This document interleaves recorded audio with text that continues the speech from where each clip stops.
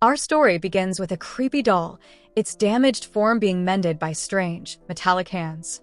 Soon after, a young girl named Coraline receives a doll that looks just like her, the very same one we saw being repaired. This doll is peculiar. Instead of eyes, it has buttons. A mysterious stranger had sent this doll as a gift. Coraline and her parents had just moved into a very old house, around 150 years old. Her father mentions its age, suggesting she's bound to find something interesting within its walls. And indeed, while exploring, Coraline discovers a small, hidden door. When she and her mother try to open it, they find it locked from the other side. But as night falls, the door creaks open as if by magic. A group of rats scurries out, beckoning Coraline to follow them through the passage. Stepping through the door, she finds herself in a world that mirrors her own, yet feels strangely different. There's another house identical to hers. Inside, a woman who looks like her mother but with buttons for eyes is cooking a meal, something her real mother rarely does. And just like that, Coraline's button-eyed father is playing the piano for her. This uncanny world feels like a dream come true, fulfilling her longing for her parents' attention and affection. Here, she receives the love she craves, and delicious food is always on the table. However, the button eyes are unsettling. She tells the button-eyed woman that she can't possibly be her real mother.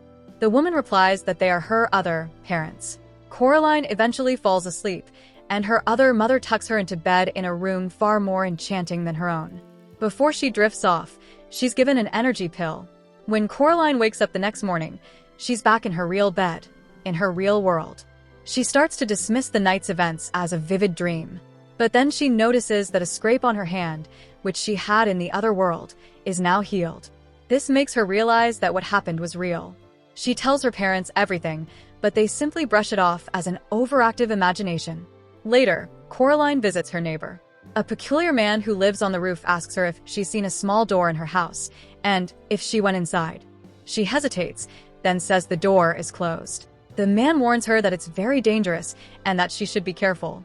At another neighbor's house, two eccentric women read her tea leaves, predicting danger ahead and telling her to prepare herself. Coraline is troubled by these warnings. On her way home, she senses someone following her. She cautiously confronts them, only to find it's her neighbor's grandson. When she visits his house, he mutters about his teeth preventing him from going to the other neighbor's house, believing they are responsible for his sister's disappearance and that they steal children.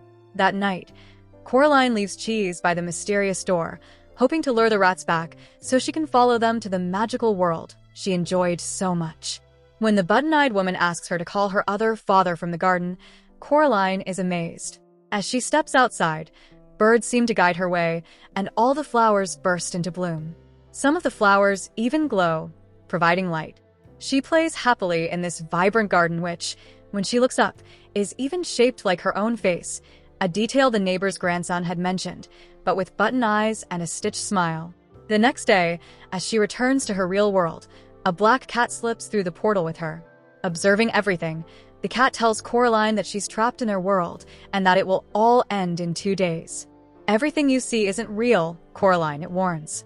During their conversation, the button-eyed woman sends Coraline to see a circus, where the performers are her real-world neighbors. The man from the roof, hanging upside down as before, presents a rat circus, and the two elderly women perform a bizarre dance. Back in the magical world, the cat urgently tells Coraline that she's making a grave mistake and is heading for trouble. To illustrate, it catches a rat, which then transforms into a grotesque creature. The button-eyed woman then confronts Coraline, offering her the chance to stay in this beautiful world forever, but only if she agrees to have buttons sewn into her eyes. The truth finally dawns on Coraline. She understands the cat's warnings. Knowing she can't outright refuse the button eyes, she pretends to be tired, saying she'll sleep and have the buttons sewn on in the morning. When she goes to her other mother's room, the woman asks where her buttons are. Coraline, finally showing defiance, scolds them both, declaring that she's going to get out of there. Lost in thought and far from sleepy, Coraline lay in bed. Eventually, exhaustion overtook her, and she drifted off. But when she woke the next morning, she was no longer in her familiar room. Panic set in. She immediately thought of the small door, her usual passage to the other world. But the button-eyed woman appeared, demanding she stay and have buttons sewn onto her eyes. When Coraline refused, the woman imprisoned her in a dark space. There, she encountered other children, trapped by the allure of the other world, just like her. They explained that after they agreed to the buttons, the woman consumed them, trapping their souls. In the same dark place, she also found the neighbor boy, his face now stitched. He revealed the truth and helped her escape back to her own house. However, a new problem arose. Her parents were missing, undoubtedly imprisoned by the button-eyed woman. Desperate, she sought help from her neighbor, who gave her a special looking glass made from 100-year-old candy. With this, she returned to the magical world to rescue her parents. There, the button-eyed woman, now appearing in her true, monstrous form, proposed a game. "If you win," she hissed, "you can take the children's souls, along with your mother and father, from here. The game is simple. I will give you clues to find them. And if I lose?" Coraline asked. "Then you will have buttons sewn into your eyes," the woman replied. Coraline agreed, but the woman cheated, giving her only one clue instead of the promised 3. Coraline had to find everyone's eyes, but she had no idea where to begin.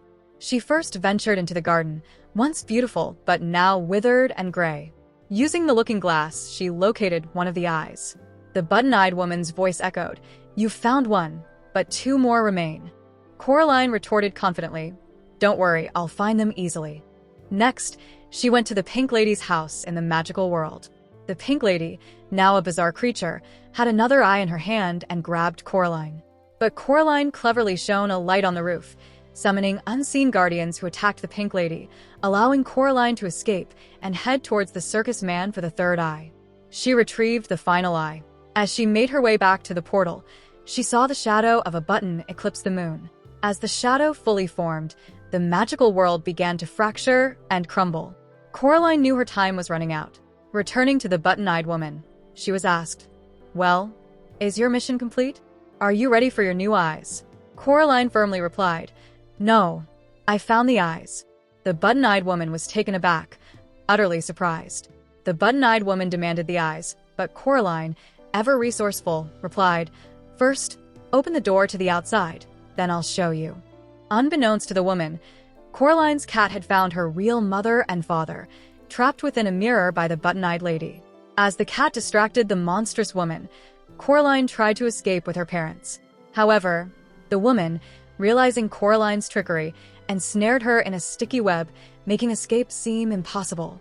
But Coraline fought with all her might, eventually freeing herself and pulling her parents through the portal, shattering the mirror that held them captive. Coraline had triumphed. She had saved her mother and father. Exhausted from her ordeal, she fell asleep, placing the recovered button eyes under her pillow. As she slept, her room filled with a soft, ethereal light.